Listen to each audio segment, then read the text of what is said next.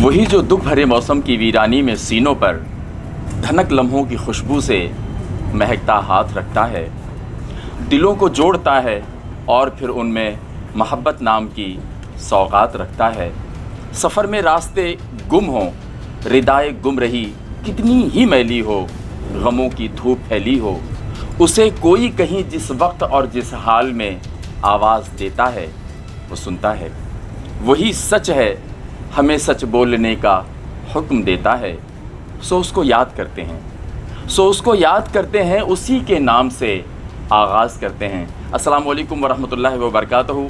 James TV कसौटी के साथ मैं आपका मेज़बान अब्दुल गनी अंसारी। नाजरीन, जैसे कि आपके इल्म में है कि जेम्स टीवी पर प्रोग्राम कसौटी में हमारे दो मौज़ूज़ पैनलिस्ट होते हैं। सबसे पहले मैं अपने पैनलिस्ट का आपसे तारुफ़ करवाता हूँ। नाजरीन, हमारे एक्सपर्ट पैनल के पहले एक ऐसे नाबग़े रोज़गार हस्ती हैं जो न सिर्फ एडिशनल कमिश्नर हैं और अपनी ज़िम्मेदारियाँ बहुत अहसन अंदाज में सरअंजाम दे रहे हैं, बल्कि शोबा तदरीस से भी मुस्तकिल तौर पर वाबस्तगी की वजह से ख़ास तौर पर मुकाबले के इम्तिहान में तलबा और तालिबात उनसे वक्त के मुतकाज़ी होते हैं।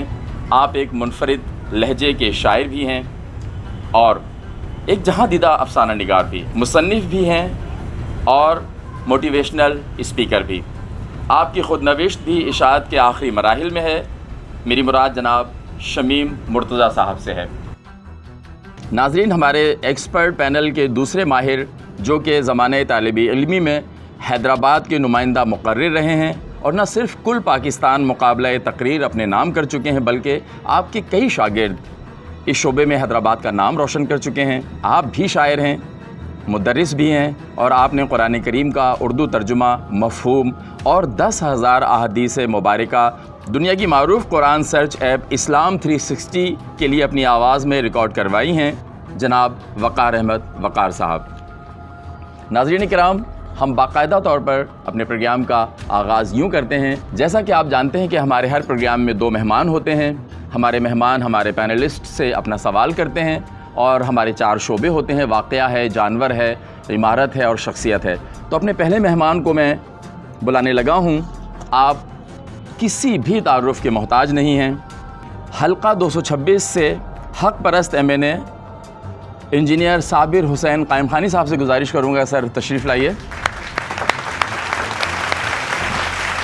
सर भाई, आपकी आमद का बेहद शुक्रिया। और जैसे कि कसौटी आपने भी प्रोग्राम देखा होगा और हमारे पैनलिस्ट वक़ार अहमद वक़ार साहब और शमीम मुर्तज़ा साहब आपके सामने मौजूद हैं और हमारे 4 शोबे होते हैं, वाक़या है, जानवर है, इमारत है और शख्सियत है। तो आप किसी भी 4 शोबे में से एक सवाल यहाँ लिखें, फिर हम अपने जो हमारी ऑडियंस मौजूद है उन्हें दिखाएंगे और फिर 20 सवालों में ये आपके सवाल को बूझने की कोशिश करेंगे।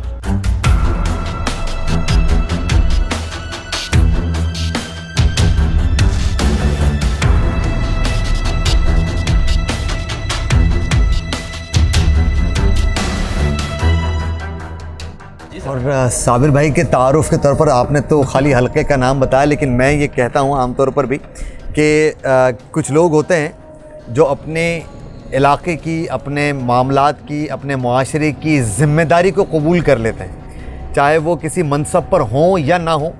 और वो जब ज़िम्मेदारी को कबूल कर लेते हैं तो फिर वहाँ पर तू मन शुदी मन तू शुदम, मन तन शुदी तू जहाँ शुदम, मन तम शुदी तू जहाँ शुदी, ताकस ना गोयत बाद अज़री मन दी गरम तू दी गरी, ताकि कोई बाद में ये ना कहे कि मैं कोई और हूँ तुम कोई और हो। और साबिर भाई भी उन्हीं लोगों में से हैं कि दूसरों की परेशानियां, दूसरों के मसाइल को अपने मसाइल समझते हैं। और हमें ये बड़ा फ़ख्र है कि हम हैदराबाद में इस शहर में एक ऐसे रुकन कौमी असम्बली को जानते हैं कि जो हमारी आवाज़ पर हमेशा लब्बैक कह देते हैं। और हमारी आवाज़ सिर्फ ही नहीं बल्कि कोई भी इन तक पहुँचता है तो उसका वो मामला और उसका मसला ज़रूर ब-ज़रूर हल होता है।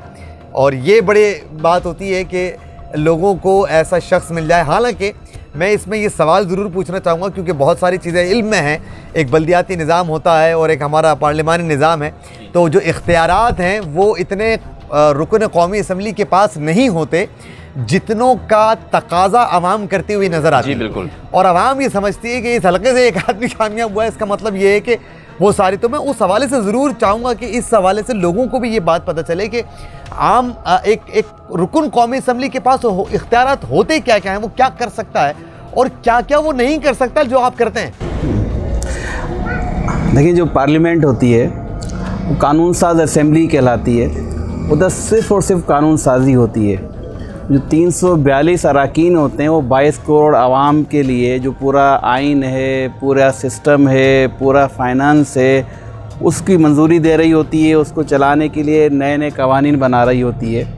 वहाँ पर बैठ कर से हम लेजिस्लेशन कर सकते हैं, कानून साजी कर सकते हैं। इसके अलावा हमारा कोई काम नहीं है। सुप्रीम कोर्ट ने अपने एक फ़ैसले में इस बात का इजहार भी कर दिया कि जो अरकान कौमी असम्बली हैं उनको किसी किस्म के प्रोटोकॉल की, किसी किस्म के फ़ंड्स की कतई ज़रूरत नहीं, ना दिया जाना चाहिए, और वो सिर्फ़ और सिर्फ कानून साजी करें बैठ के।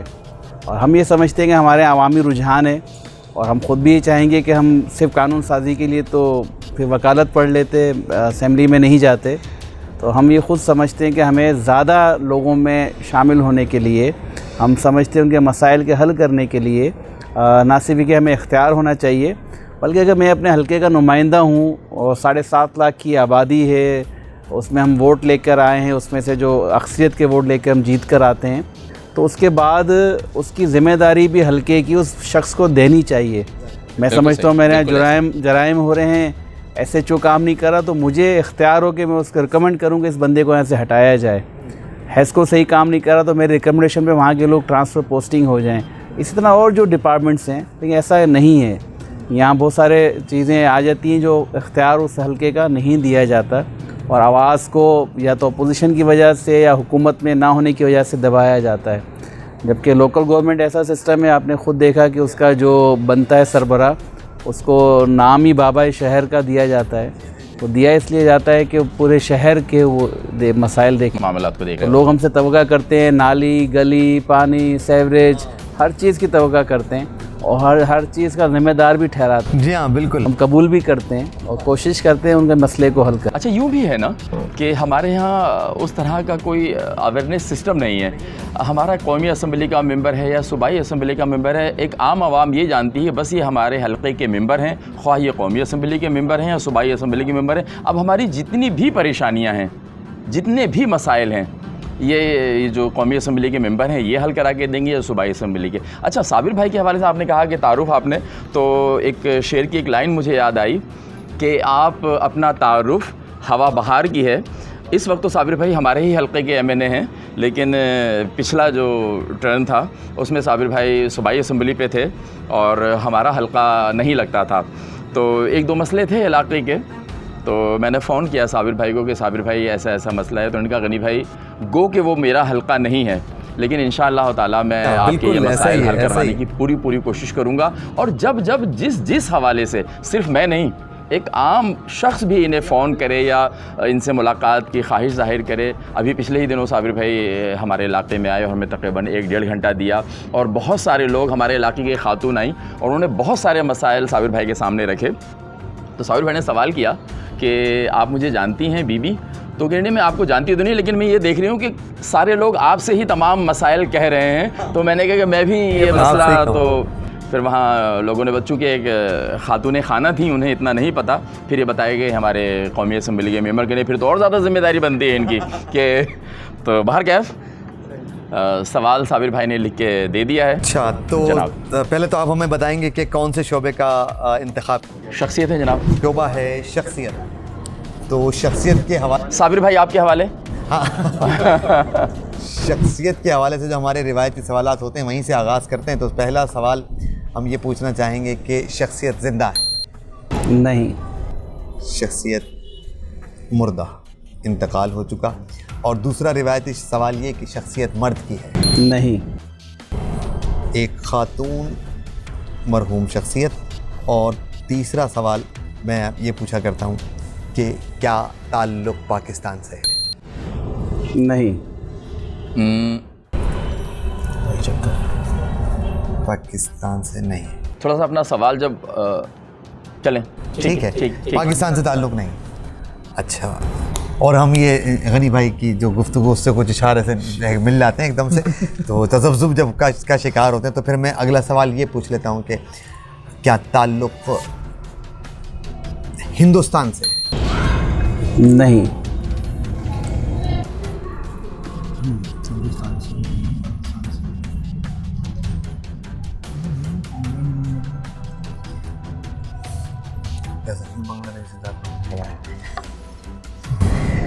तो ताल्लुक़ थोड़ी वजाहत करेंगे हिंदुस्तान में, आप बस क्या समझ? हाँ, अच्छा, ये आने दीजिए। अच्छा, यानी आएंगे, खुद आएंगे साबिर भाई चल के। ठीक है, ठीक है, कच्चे धागे से चले पहुंच आएंगे जाते हैं। सरकार बंदे। हाँ, तो हम यूँ कह लें कि हो सकता है कि ऐसा हो कि उस वक्त ना हिंदुस्तान हो ना पाकिस्तान हो, तो क्या ताल्लुक़ बर्रे सगीर पाक-ओ-हिंद से? जी। ये हमें एकदम इशारा मिल गया है। 5 सवाल जनाब। बर्रे सगीर से ताल्लुक़। अब चूँकि बर्रे सगीर से ताल्लुक़ है तो हम ये कहेंगे कि हाँ, ये सब मामला सबसे पहले आता है, तो किसी सियासी शख्सियत को पूछा है। एक लिहाज से कह सकते हैं। एक लिहाज से कह सकते हैं उनकी वजह शोहरत सियासत है। बेगम राना लियाकत अली खान थी जैसे, हाँ ठीक है।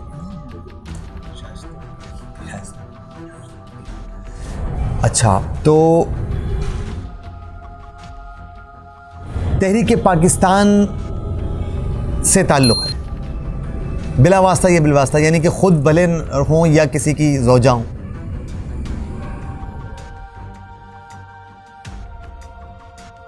पाकिस्तान तो नहीं आएगा, इसमें उन्होंने कोई हिस्सा नहीं लिया। जद्दोजहद आज़ादी जरूर आएगी लेकिन तहरीक पाकिस्तान नहीं आएगी। 7 साल नहीं, तहरीक पाकिस्तान इस तरह डायरेक्ट नहीं कह सकते। अच्छा, अच्छा, डायरेक्ट ताल्लुक़ नहीं है।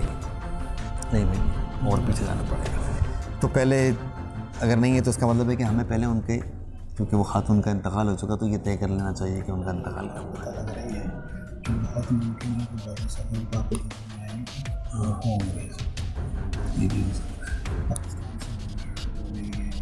पहले उनका इंतकाल का टाइम जब उनके बाहर से आने वाले में कोई ऐसी इसकी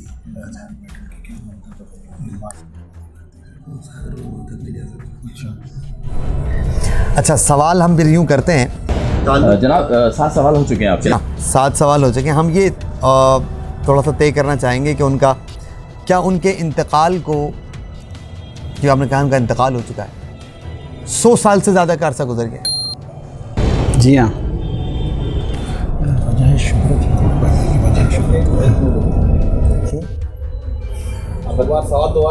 100 साल से ज़्यादा का अरसा गुजर चुका है इंतकाल को? नहीं। यानी 100 साल तक। अच्छा, 50 साल से ज़्यादा का अरसा गुजर? जी हाँ। 50 साल से ज़्यादा का अरसा गुजर। अच्छा, क्या पाकिस्तान बनने से पहले उनका इंतकाल हो चुका था? जी हाँ। वो भी नहीं, वो तो फिर पाकिस्तान बनने के बाद उनका इंतकाल। अच्छा, शोबे की तरफ थोड़ा सा चलते हैं कि उनका क्या, उनका शोबा, चूँकि सियासत उनका शोबा नहीं, आपने ये कहा सियासत उसके ज़रिए बराह रास्त नहीं है, लेकिन ताल्लुक़ है। बराह रास्त। अच्छा, ठीक है, बराह रास्त ताल्लुक़ नहीं है, लेकिन कहीं कहीं वजह शोहरत उनकी क्या अदब से, फ़नून लतीफ़ा से कोई ताल्लुक़ नहीं।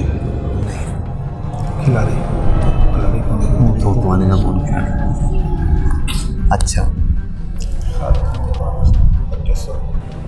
इनका सियासत से डायरेक्ट ताल्लुक़ है, इसका मतलब किसी सियासी शख्सियत की कोई वजह नहीं।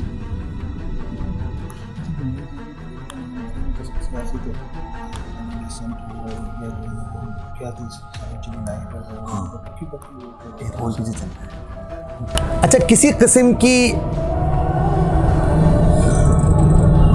सियासी तहरीक से वाबस्तगी रही है उनकी? सियासी तहरीक की थोड़ी वजाहत करें ना। असल में सियासी तहरीक में तो किसी भी किस्म की जो हुकूमत में तहरीकें उठती हैं, ज़ाहिर है कि वो या तो समाजी प्लेटफॉर्म से उठती हैं, जैसे अब्दुल सत्तार यदि फंड रेजिंग कर रहे हैं, या फिर क्या सियासी तहरीक से वाबस्तगी रही है। अच्छा, तो मैं डायरेक्ट सवाल एक कर लेता हूँ कि क्या आज़ादी की तहरीक से कोई ताल्लुक़ रहा? जी हाँ, तहरीक आज़ादी से। तहरीक आज़ादी से ताल्लुक़ है। तहरीक आज़ादी से ताल्लुक़। और 50 साल से ज़्यादा का अरसा हुआ, 100 साल से ज़्यादा का अरसा नहीं हुआ। 73 साल तो पाकिस्तान के निकाल दें आप, तो हमारे पास जो टाइम रह जाता है वो इन 10-20 सालों का रह जाता है इंतकाल का। अच्छा, हाँ। क्या ऐसा है कि वो खुद इतनी मशहूर ना हो या वो किसी निस्बत से मशहूरत हो? नहीं, ऐसा भी नहीं, खुद ही मशहूर, बाकायदा खुद मशहूर। तहरीक आज़ादी की एक ऐसी खातून जो कि उनकी तहरीक आज़ादी से वाबस्तगी है, इसका मतलब ये है कि वो मुकम्मल तौर पर सियासी शख्सियत तो नहीं है, लेकिन बहरहाल उनकी एक शराकत दारी तहरीक से ज़रूर है। तो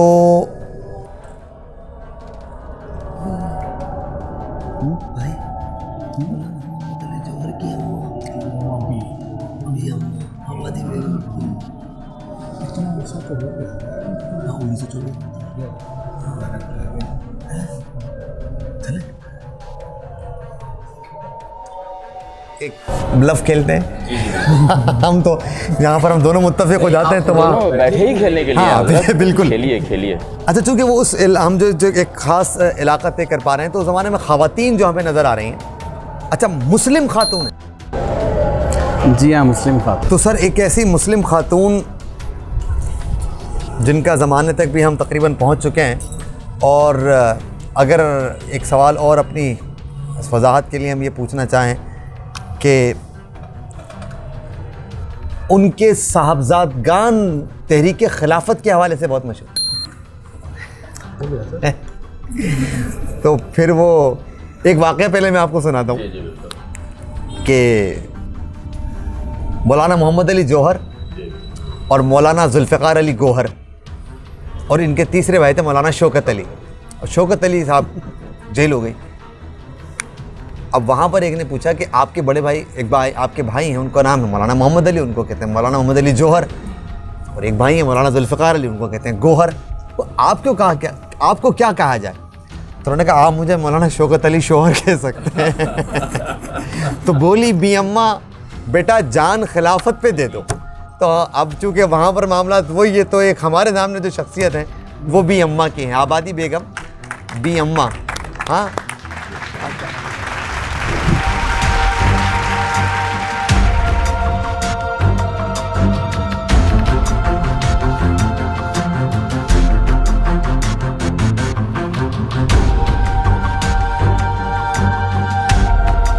बस वो एक जगह से हम जो है ना वहाँ थोड़ा सा कोई जवाब मैंने तो गलत नहीं दिया ना सर आपने, तो वो सियासत में तो आई नहीं, वो सियासत में वो बाकायदा नहीं आई, लेकिन ये कि सियासी, हाँ, बराह रास्त ऐसा कोई किरदार उनका नहीं था सियासत से। टाइम पे जब हिंदू मुस्लिम फसादात हुए तो उनसे खुद गांधी जी ने कहा कि आप तकारीर करें ताकि ये चीज़ें ख़त्म हों। हम कई जगह घूमे, हमने एनी बेसेंट की तरफ सोचा, फिर हमने सरोजिनी नायडू को ढूंढा, तो हमने कहा शुरू में तो हम राणा लियाकत अली खान और शाइस्ता इकराम की तरफ नहीं, वो फिर पढ़ी लिखी नहीं थी, शादी के बाद पढ़ा लिखा उन्होंने। जी हाँ, बिल्कुल 1924 में उनका इंतकाल हुआ है। यही मैं भी भाम का शिकार हो रहा था, तो साबिर भाई ने कहा कि सवाल दोबारा करें। आपने सवाल किया कि इंतकाल को 100 साल से ज़ायद का अरसा, तो साबिर ने कहा हाँ। फिर उन्होंने कहा सवाल दोबारा करें। अच्छा, मुझे भी लगा कि 100 साल से ज़्यादा का अरसा गुजर चुका है। फिर दोबारा मैंने साबिर भाई इंतकाल करें 1924 में हुआ है, तो इस तरह अभी 97 साल हुए हैं। आपकी असल में जो ये वाली, हम तो गौर से इसको देख रहे होते हैं डिस्कशन को कि ये कहाँ पर चेहरे के तासुरात बदले, सही जवाब आया नहीं आया, वहाँ से हम एक सिरा पकड़ते हैं। हाँ, माशाल्लाह। तो क्या बहुत अच्छी शख्सियत साबिर भाई, आपने बहुत और बड़ा लुत्फ़ आया। हाँ, लुत्फ़ आया सर भाई, बेहद शुक्रिया, आप जेम्स टीवी तशरीफ़ लाए, हमें इज़्ज़त बख्शी। नाज़रीन इकराम, अब हम अपने प्रोग्राम की दूसरी मेहमान को ज़हमत देंगे। मोहतरमा मिसेस अनीला मुज़फ़्फ़र साहिबा हमारे साथ मौजूद हैं, जो कि तालीम के शोबे से वाबस्ता एक्सेलेंस एजुकेशन सिस्टम में बहैसियत प्रिंसिपल अपनी खिदमात सरअंजाम देती रही हैं। तो आप लोगों की पुरज़ोर तालियों में गुजारिश करूँगा मोहतरमा मिसेस अनीला मुज़फ़्फ़र साहिबा से कि तशरीफ़ लाएँ। मोहतरमा अनीला मुज़फ़्फ़र साहिबा, सबसे पहले तो हम आपको जेम्स कसौटी में दिल की गहराइयों से खुश आमदीद कहते हैं। Thank you so much. और जैसा कि आपके इल्म में है कि हमारा पैनल हमारे सामने मौजूद है, और 4 शोबे हैं हमारे यहाँ, वाक़या है, जानवर है, शख्सियत है, और इमारत, तो आप इन 4 शोबों में से किसी भी शोबे का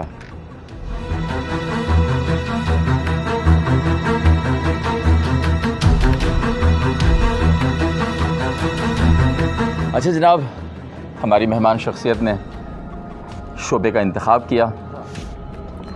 अनीला मुज़फ़्फ़र साहिबा से आप अब सवालात का सिलसिला शुरू कर सकते हैं। पहले तो ये कि आपने चूँकि बताया था तदरीस से वाबस्तगी है, और ज़ाहिर है कि जब कोई शख्सियत हमारे सामने आती है तो हम पहले तो ये तय कर रहे होते हैं कि इनका शोबा ये है, तो कौन सी शख्सियत जो है वहाँ निकल। लेकिन हम उस गुफ्तगू को बहुत गौर से सुनते हैं जो आप अपने मेहमान के साथ इब्तदाई गुफ्तगू करते हैं, जो आपने अभी नहीं की है। तो हमें ये बड़ा वो रहता है कि अब किस तरफ कहानी घूम सकती है। तो पहले हम ये पूछना चाहेंगे कि जो सवाल नहीं है, यानी कि शोबा, आपने किस शोबे का इंतखाब किया? शख्सियत। शोबा शख्सियत है, तो शोबा शख्सियत का है। और जो सबसे पहले आमतौर पर एक उमूमी मामला होता है वो ये होता है कि जब कोई खातून तशरीफ़ लाती हैं तो वो आम तौर पर किसी खातून शख्सियत को ही सोचती हैं। तो मैं पहला सवाल ही ये कर लूँगा, लेकिन अपनी कंफर्मेशन के लिए कि शख्सियत किसी खातून की है। बिल्कुल। तो खातून शख्सियत और जिंदा है? नहीं। अच्छा, इंतकाल उनका हो चुका।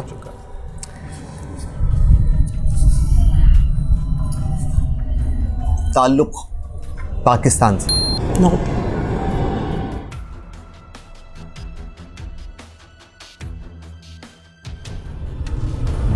पाकिस्तान। ताल्लुक़ बर्रे सगीर पाक-ओ-हिंद से? नहीं। हिंदुस्तान से भी निकल गए? फिलंथ्रोपिस्ट पाकिस्तान के पाकिस्तानी यही नहीं नहीं है ना, तो रतफ़ा पाकिस्तान बाहर से आए थे। हाँ, रतफ़ा, ठीक है, देख लेते हैं। अच्छा, ताल्लुक़ पहले हाँ, पहले तो एशिया से ताल्लुक़? नहीं। गैर एशियाई। तो पहले चलते हैं यूरोप से ताल्लुक़? यस। 6 सवाल हो चुके हैं जनाब। जर्मनी से ताल्लुक़? नो।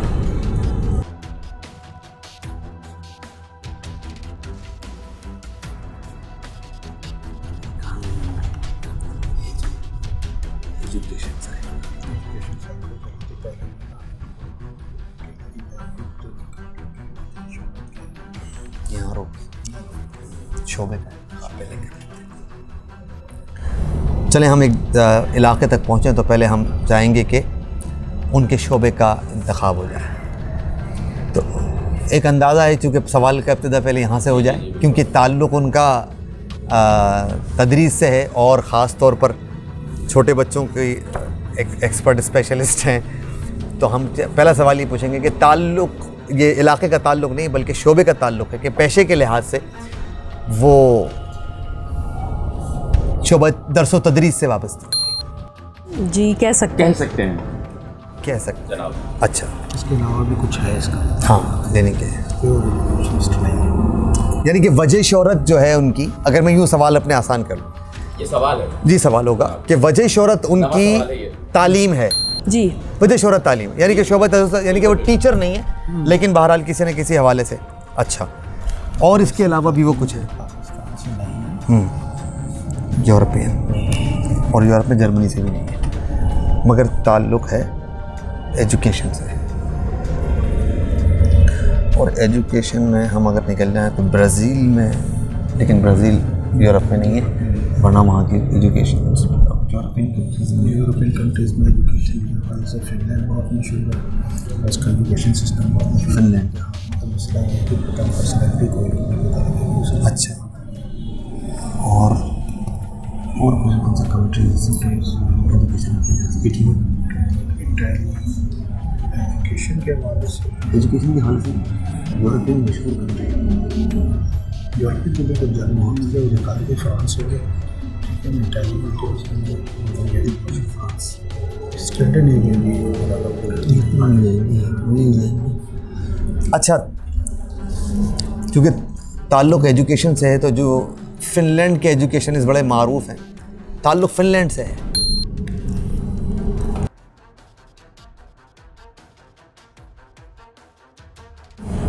सवालात 10 हो चुके हैं। आपने कहा कि माहिर तालीम भी हैं, यानी कि तालीम से भी वाबस्तगी है, तो मेडिकल साइंस से कोई ताल्लुक़ है? मेडिकल साइंस से भी है। भी है। अब एक दफ़ा सुल्तान लोधी साहब से हमारा प्रोग्राम चल रहा था, तो वो इस भी के चक्कर में हम ऐसी जगह निकल गए, तो मैं इसको स्पेसिफाई यूँ करना चाहूँगा कि उनकी वजह शोहरत उनकी मेडिकल साइंस फील्ड है या मेडिकल साइंस, क्योंकि हमें आपने जवाब हाँ या ना में देना है, तो मैं ये पूछूंगा कि ये क्या सवाल है, हाँ दो सवाल का हमें वो कह लेना पड़ेगा कि उनकी वजह शोहरत उनकी तालीम का शोबा है। जी।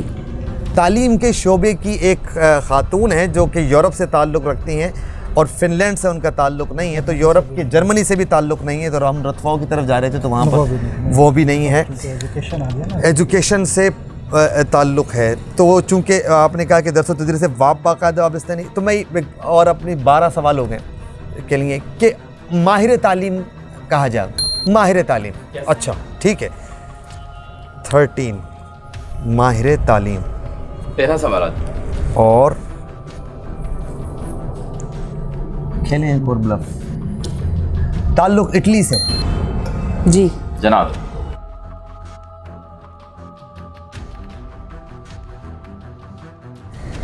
इटली में ये मामला हुआ कि उनका नाम था मरी मोंटेसरी। उन्होंने मोंटेसरी सिस्टम का आगाज़ किया। वो भी बड़ी मशहूर, वो खुद तो डॉक्टर टाइप की चीज़, लेकिन अपने इस काम की वजह से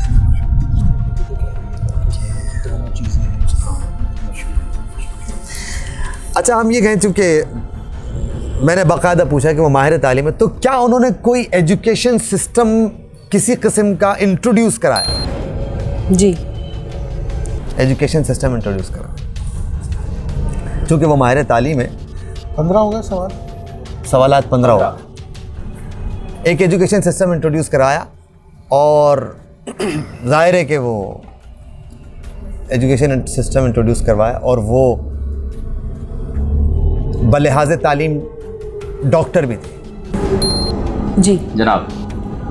इसीलिए आपने भी जी जी की कहानी लगाई। आपको कहीं घुमाया नहीं गया था, हाँ, आपको किसी भी तौर घुमाने की कोशिश नहीं की गई थी। तो एक डॉक्टर जिनका ताल्लुक इटली से, और वो माहिर तालीम ही नहीं बल्कि उन्होंने एक बाकायदा एजुकेशन सिस्टम मुतारिफ़ करवाया, और मुझे अंदाज़ा यूँ हो रहा है कि इनका ताल्लुक ख़ुद भी चूँकि एजुकेशन से और ख़ास जिस ऐसा एजुकेशन सिस्टम जो दुनिया के दूसरे ममालिक में भी इस वक्त राइज है। जनाब। सर बिल्कुल सही।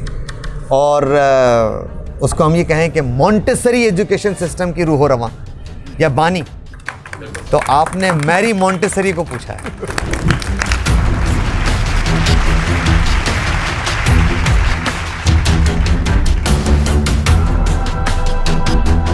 नाम गलत लिया।